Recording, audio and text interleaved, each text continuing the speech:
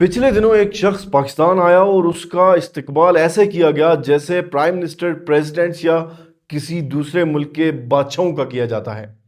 हमारे प्रेसिडेंट आसिफ अली जरदारी साहब और प्राइम मिनिस्टर शहबाज शरीफ साहब उनसे मिले और हाई कमांड गवर्नमेंट ऑफिशियल्स ने उनका इस्तकबाल किया। लेकिन हैरत की बात है, ना वो शख्स किसी मुल्क का प्राइम मिनिस्टर था और ना ही किसी मुल्क का बादशाह। तो फिर इतना सारा प्रोटोकॉल एक शख्स को क्यों दिया गया?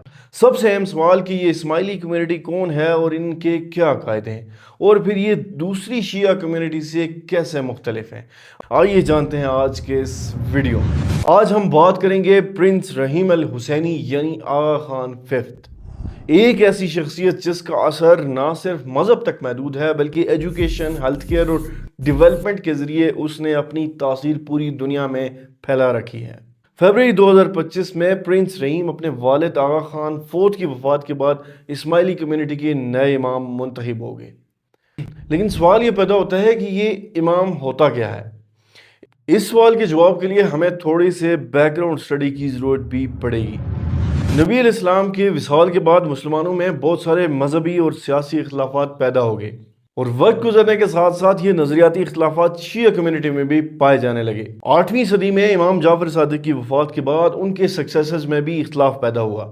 एक ग्रुप ने इमाम मूसा अल काजिम को फॉलो किया जो कि आज के दौर में अशरी शिया कहलाए जाते हैं और ये शिया की सबसे बड़ी कम्युनिटी है, और दूसरे ग्रुप ने इस्माइल बिन जाफर और उनकी नस्ल को फॉलो किया। आज के दिन में तकरीबन 1.5 करोड़ इस्माइली मौजूद हैं जो कि एशिया, यूरोप और डिफरेंट कॉन्टिनेंट्स में आबाद हैं, और इनके मुताबिक हर दौर का एक हाजिर इमाम होता है जो कि उस कम्युनिटी की रहनुमाई करता है, और उसी सिलसिले में प्रिंस रहीम इनके मौजूदा हाजिर इमाम हैं। अब जहाँ पे जो मजहबी इख्तिलाफात आम शिया और इस्माइली शिया में पाया जाता है वो ये है कि आम जो अशरी शिया हैं वो ये मानते हैं कि 12 इमाम के बाद कोई इमाम नहीं आया, जबकि इस्माइली शिया आज तक ये मानते हैं कि हर दौर का एक हाजिर इमाम होता है जो उस कम्युनिटी की रहनुमाई करता है। और ये इख्तिलाफ किसी डिस्क्रिमिनेशन, किसी बर्तरी की बेस पे नहीं है, ये जस्ट एक मजहबी इख्तिलाफ कहलाया जा सकता है। इस्माइली कम्युनिटी में साइंस, नॉलेज और क्रिटिकल थिंकिंग को बहुत ज़्यादा अहमियत दी जाती है। यही वजह है कि इस्माइली इंस्टीट्यूशंस में आपको सबसे ज़्यादा स्कूल, यूनिवर्सिटीज़ और डेवलपमेंट प्रोजेक्ट्स नज़र आएंगे। और यहीं से हमारा अगला सवाल जन्म लेता है कि आगा खान पंजम को पूरी दुनिया में इतनी ज़्यादा अहमियत क्यों दी गई।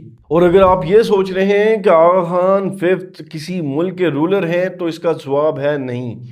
लेकिन फिर भी दुनिया भर की गवर्नमेंट्स उनको इतना ज़्यादा प्रोटोकॉल देती हैं, और इसकी एक ही वजह है कि उनका डेवलपमेंट नेटवर्क, जिसे दुनिया आगा खान डेवलपमेंट नेटवर्क या AKDN से जानती है।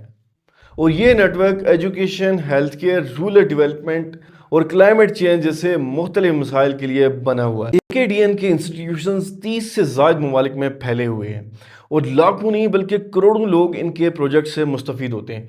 और सबसे अहम बात यह है कि इनके प्रोजेक्ट से सिर्फ इस्माइली कम्युनिटी मुस्तफ़ीद नहीं होती बल्कि हर मज़हब और बैकग्राउंड के लोग इनके प्रोजेक्ट से मुस्तफ़ीद होते हैं।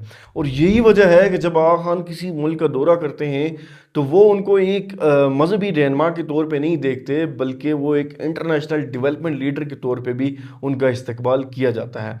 और पाकिस्तान उन चंद ममालिक में से है जहां AKDN के प्रोजेक्ट सबसे ज़्यादा नजर आए। अगर आप कराची गए हैं या नहीं, लेकिन आपने आगा खान यूनिवर्सिटी और आगा खान यूनिवर्सिटी हॉस्पिटल का नाम ज़रूर सुन रखा होगा, ये इन्हीं के प्रोजेक्ट्स हैं। फिर इसी तरह AKDN ने हुंजा, गिलगित बल्तिस्तान और कई पहाड़ी इलाकों में अपने एजुकेशन और हेल्थ केयर के प्रोजेक्ट्स लगाए।